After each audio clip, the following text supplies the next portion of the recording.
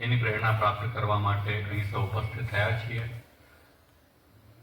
ગામમાં હું પહેલી વખત આવ્યો કે મને ખ્યાલ નથી, પહેલી વખત જ કદાચ આવવાનું થયું છે,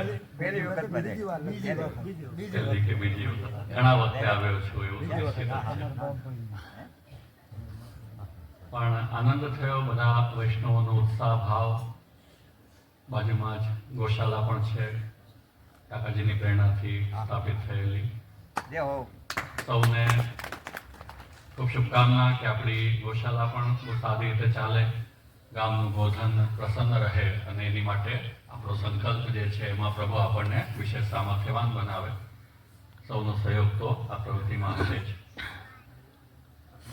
આપણે આપણા ગુરુવર્ય શ્રી વલ્લભની વાત કરીએ તો મહાપ્રભુજીએ પ્રકટ થઈને અને એક લક્ષ્ય આપના પ્રાકટ્યનું પ્રયોજન પણ એ જ કે સર્વશાસ્ત્રોનો જે સારરૂપ સિદ્ધાંત છે, સર્વશાસ્ત્રોનું જે તાત્પર્ય છે, જેમ આપણે છાશનું મંથન કરીએ અને એમાંથી માખણ નીકળે, એ રીતે આપણા શાસ્ત્રોમાં તો ઘણી બધી સાધનાઓ બતાવી છે. કેમ કે પ્રત્યેક વ્યક્તિ, પ્રત્યેક જીવ પ્રભુએ ભિન્ન ભિન્ન બનાવ્યા છે.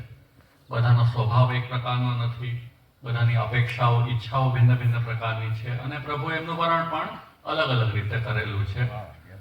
એમાં જે પુષ્ટિજીવો છે કે જેમનું વર્ણન પ્રભુએ પોતાની શરણાગતિ અને ભક્તિ માટે કર્યું છે, એ પણ પછી બીજા જીવોના સંગમાં આવીને એમના રંગમાં રંગાઈને અને પોતાના માર્ગથી ભ્રમિત થઈ જાય, એનું નિવારણ કરવા માટે, એ પુષ્ટિજીવોને સાચો માર્ગ બતાવવા માટે શ્રી વલ્લભનું પ્રાકટ્ય થયું. વલ્લભે સમસ્ત ભારતનું ભ્રમણ કર્યું, 3 વખત પૃથ્વી પરિક્રમા કરી અને સાથે સાથે આપ લેખનનું કાર્ય, ચિંતનનું કાર્ય પણ સતત ચાલતું રહેતું અને એના દ્વારા આપે અનેક જીવોનો એ સમય ઉદ્ધાર કર્યો. આપના અવતાર કાળમાં જે જીવોનો ઉદ્ધાર થયો, અનવતાર કાળમાં પણ જીવોનો ઉદ્ધાર થતો રહે એ માટે આપે વિવાહ કર્યો અને જે વંશ પરંપરા છે એના દ્વારા આપે ગુરુ શિષ્યની જે પદ્ધતિ છે આપણી સનાતન ધર્મ સંસ્કૃતિમાં, એને પણ પોષણ આપ્યું.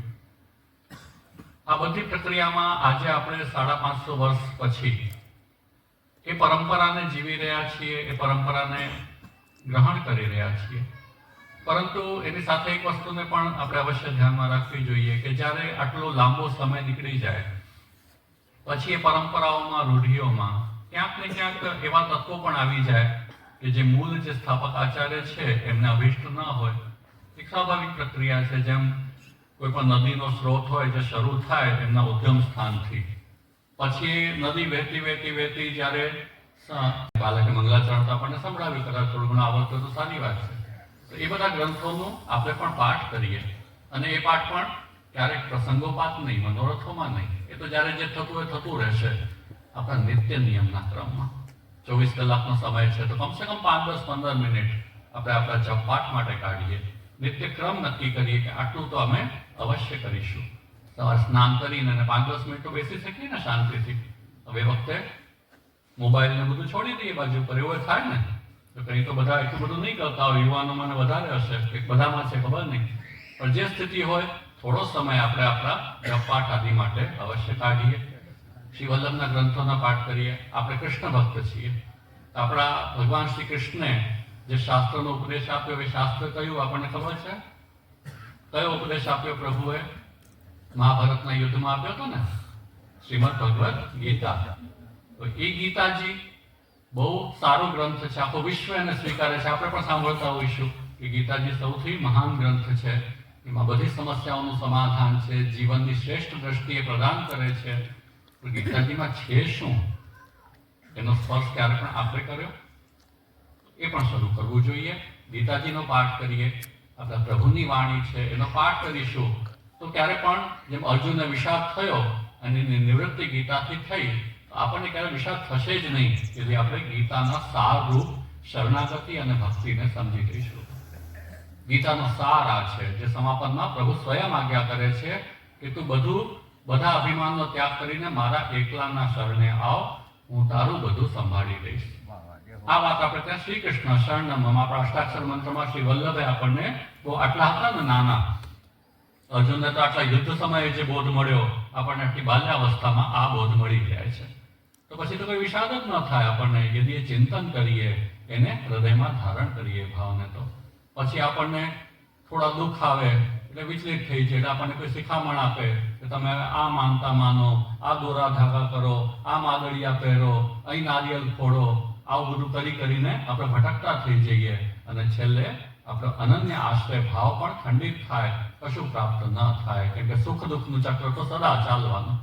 જે આપણી સમસ્યા આવી એનું ક્યારેક નિવારણ, જેમ પેલું કાગનું બેસવું ને ડાળનું પડવું, એમ એકાદ માનતા કદાચ કોઈની ફલિત થઈ જાય એટલે આપણને લાગે કે ઓહો આ માનતામાં તો ખૂબ બળ છે, પણ શું એ દુઃખ પાછું નહીં આવે અથવા બીજું દુઃખ નહીં આવે, પાછું કંઈક આવશે, પાછા આપણે ભટકતા રહીશું. આ રીતે નદી બહુ મોટી પણ બની જતી હોય. કેટલાક પ્રવાહો એવા હોય કે જે એ નદીને શુદ્ધ રાખીને એની વિશાળતામાં હેતુ પણ બની જતા હોય, અને કેટલાક મલિન પ્રવાહો પણ એમાં ભળી જતા હોય કે જે એ નદીને શુદ્ધ ન રાખી શકતા હોય. તો આપણને એ સ્થિતિમાં એક વિવેક કેળવવો પડે કે આપણને જે મળ્યું છે એમાંથી કેટલું ગ્રહણ કરવા જેવું છે આપણા મૂળ સ્થાપક આચાર્યની દ્રષ્ટિએ, શ્રી વલ્લભની દ્રષ્ટિએ, અને કેટલાને ફરીથી ચિંતન કરીને અને આપણે આપણા જીવનમાં શુદ્ધ પુષ્ટિ ભક્તિ માર્ગ કેવી રીતે ઉતારી શકીએ એની માટેનું ચિંતન આપણે કરીએ. એની માટેનો ઉપાય કેવી રીતે પ્રાપ્ત થાય, તો એના માટે ઉપાય વલ્લભે બતાવ્યો. શાસ્ત્રમ અવગત્ય મનોવાગ્દેહી કૃષ્ણ સેવ્ય. શાસ્ત્ર ગ્રંથ શ્રી વલ્લભના વચન ઉપદેશ એને સમજીશું તો આપણને શુદ્ધ પુષ્ટિ ભક્તિ માર્ગ શું છે, આપણે વૈષ્ણવ છીએ એનો અર્થ શું છે એ સમજમાં આવશે. જેટલા આપણા ગ્રંથોથી શાસ્ત્રોથી દૂર થઈશું એટલું વસ્તુતા આપણે આપણા ધર્મથી પણ દૂર થઈશું. આપણે ભગવત સેવા કરતા હોઈએ તો એ પરમ સૌભાગ્યનો વિષય છે કે આપણા ઘરે અખિલ બ્રહ્માંડ નાયક બિરાજે છે. એની સાથે સાથે સત્સંગ કરવું પણ એટલું જ આવશ્યક છે, કેમ કે આપણી સેવા ભાવનાને પોષણ મળે, આપણી શરણાગતિને પોષણ મળે, એની માટે સત્સંગ થાય. અને સત્સંગ પણ 84 વૈષ્ણવની વાર્તાનું સત્સંગ પણ કરવું જોઈએ, કીર્તનનું પણ કરવું જોઈએ, અને આપણા વલ્લભના ગ્રંથોનું સત્સંગ પણ ખૂબ જ આવશ્યક છે. પ્રાય આપણને યમનાષ્ટક આવડતું હોય છે, આવડે છે ને બધાને? શા માટે આવડે છે? શું લાગે છે તમને બધાને? તમે બધા ફક્ત પ્રયત્ન કર્યો એટલે આવે છે કે મનોરથમાં બોલો છો એટલે આવડે છે? માલા પ્રેમણીમાં બોલીએ એટલે આવડે, એમાં પણ આપણો તો પ્રયત્ન નથી કંઈ. તો આપણા પ્રયત્નથી આપણને શું આવડે છે એવો પ્રશ્ન કોઈ કરે તો ઉત્તર શું છે? આપણો પ્રયત્ન તો કોઈ એવો નથી કે જેમાં આપણે વલ્લભ સાથે, વલ્લભની વાણી સાથે જોડાયેલા હોઈએ. તો હવે થોડોક તો પ્રયત્ન કરવો જોઈએ ને. આપણે વૈષ્ણવ છીએ ભાઈ, જ્યારે વલ્લભે આટલો પ્રયત્ન કર્યો, દૈવોદ્ધાર પ્રયત્નાત્મા આપ છે, દૈવી જીવનના ઉદ્ધાર માટે આપણે એટલો પ્રયત્ન, આટલો પરિશ્રમ કર્યો છે. હવે આપણે દૈવી જીવ હોઈએ, વલ્લભના વલ્લભીય જનો હોઈએ, તો આપણો પણ થોડો પ્રયત્ન તો એ વલ્લભની વાણી સામે હોવો જોઈએ.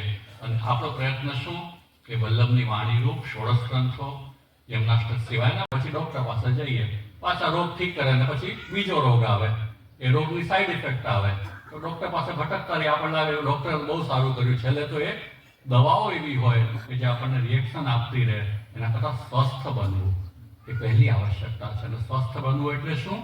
આપણી અંદર એક ક્ષમતા વિકસિત કરીએ, આપણી અંદર આત્મબલ હોય કે પ્રભુના શરણે આપણે છીએ, આપણે કૃષ્ણ ભક્ત છીએ, વૈષ્ણવ છીએ, તો સુખ દુઃખ આવતા રહેશે, એની કોઈ પરવા નથી. કેમ કે પ્રભુની ઈચ્છાથી જે થાય છે અને આપણું હિત જ પ્રભુ કરશે. એ વિવેક, એ ધૈર્ય, એ આશ્રય यदि આપણામાં દ્રઢ હશે તો ક્યાંય ભટકવાની જરૂર નથી. પ્રભુના શરણે રહીએ આનંદમાં. વલ્લભના શરણે આવ્યા પછી આનંદ જ છે, કોઈ ચિંતા આપણે કરવાની ન હોય. અને સુખ દુઃખ આવે તો ધીરજ રાખીશું તો એ સમય નીકળશે અને જીવન આગળ વધતું રહેશે. તો અનન્ય ભાવ આપણા હૃદયમાં અવશ્ય દ્રઢ કરો. વલ્લભ આપણા ગુરુ છે, એ સ્મરણ કરીને વલ્લભના ગ્રંથોનું પાઠ પણ કરીએ અને એના દ્વારા આપણું જીવન ધન્ય બને. પાઠશાળા ખૂબ આવશ્યક કાર્ય છે, એટલે પાઠશાળા પણ આપણા ગામમાં થવી જોઈએ. પહેલા ચાલતી હતી કોરોના પછી બંધ થઈ ગઈ, જે થયું હોય તો હવે શરૂ કરો પાછું. મને બહુ અંતર દેખાય, બાળકોમાં અંતર દેખાય આપણને. જે ગામમાં પાઠશાળા ચાલતી હોય ત્યાંના બાળકોમાં જે સંસ્કાર હોય અને પાઠશાળા ન ચાલતી હોય એ બેમાં અંતર આપણને સ્પષ્ટતયા અનુભવાય. એટલે આજે જ હું કહું છું એનું દ્રષ્ટાંત. આજે બ્રહ્મસંબંધ મેં આપ્યું તો મને અંતર દેખાયો. આ બાળકો પાઠશાળા વિનાના બાળકો છે, અને બીજા ગામોમાં આપું છું ત્યાં પાઠશાળાના બાળકો હોય તો એમના વ્યવહાર, એમના સંસ્કાર, એમના શિષ્ટાચાર, એમાં આપણને અંતર દેખાય. ઘણી વાર કહેતો કે પહેલા હું ગામડામાં જતો ને ત્યારે બાળકો બહુ